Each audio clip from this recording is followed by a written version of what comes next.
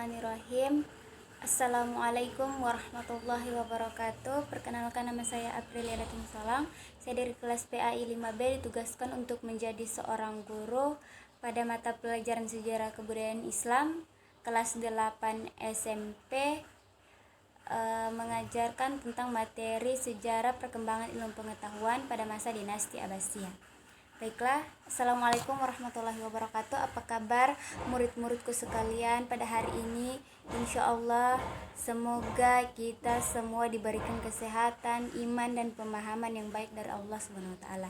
Baiklah, pada hari ini pertemuan pertama semester genap kelas 8, Ibu akan mengajarkan tentang sejarah perkembangan ilmu pengetahuan pada masa dinasti Abbasiyah. Ibu berharap kalian dapat mendengarkan dan sekaligus memahami apa materi yang akan Ibu jelaskan pada hari ini. Sejarah pertumbuhan ilmu pengetahuan pada masa dinasti Abbasiyah. Dinasti Abbasiyah memerintah selama 5 abad, menggantikan dinasti Umayyah yang memerintah selama 92 tahun lamanya. Dinasti Abbasiyah, atau mengapa dinamakan dinasti Abbasiyah? Karena dinisbahkan kepada nama paman Nabi Muhammad SAW yang bernama Abbas bin Abdul Muthalib, karena keturunan dari beliau itu merupakan pemimpin-pemimpin dari pemerintahan dinasti Abbasiyah.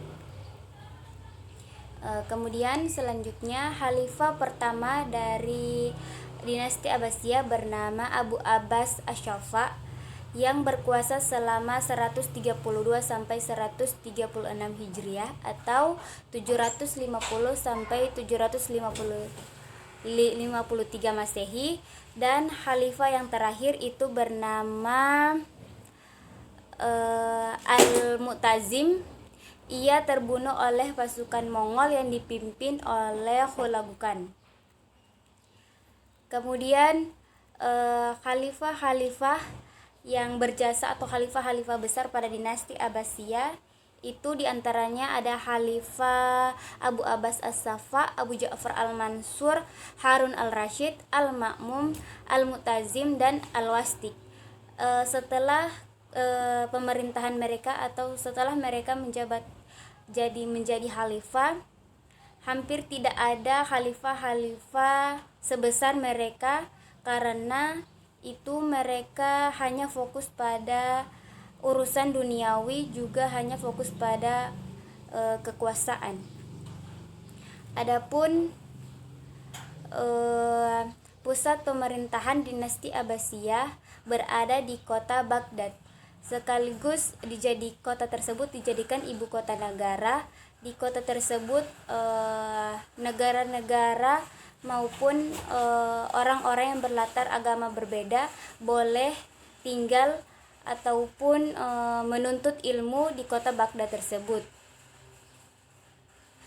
Ada juga berbagai ilmu pengetahuan yang telah lahir pada zaman tersebut. Itu dikarenakan pada zaman tersebut umat Islam telah melakukan penelitian atau pengkajian. Contohnya umat Islam mengkaji atau menerjemahkan buku-buku yang berbahasa asing ke dalam bahasa Arab. Contohnya buku-buku yang berbahasa Persia, Mesir, bahasa Yunani, dan lain-lain. Buku-buku yang telah berhasil diterjemahkan itu diantaranya ada buku tentang kedokteran, kimia, mantik, filsafat, matematika, seni, sejarah, dan buku lainnya. Adapun masa penerjemahan buku-buku tersebut terjadi pada masa pemerintahan di Khalifah Abu Ja'far Al-Mansur, Harun Al-Rasyid, Al-Ma'mum, dan Al-Mahdi. Kemudian Khalifah Harun Al-Rasyid ia mendirikan lembaga ilmu pengetahuan yang diberi nama Baitul Hikmah. Baitul Hikmah ini memiliki manfaat atau kegunaan seperti tempat penelitian, tempat pengkajian, kemudian tempat perpustakaan, ada juga digunakan sebagai lembaga pendidikan tertinggi. Hasil dari Baitul Hikmah ini itu menghasilkan imam-imam besar dari Muslim, diantaranya Imam Abu Hanifah, Imam Malik, Imam Syafi'i, Imam Hambali, dan Imam Bukhari dan Muslim.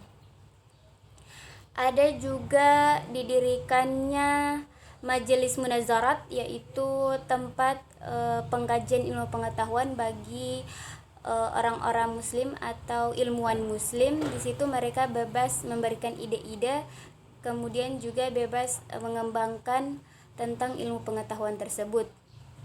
Ada juga tokoh-tokoh ilmuwan muslim, diantaranya ahli filsafat itu ada Al-Kindi, Al-Farabi, dan Ibnu Sina.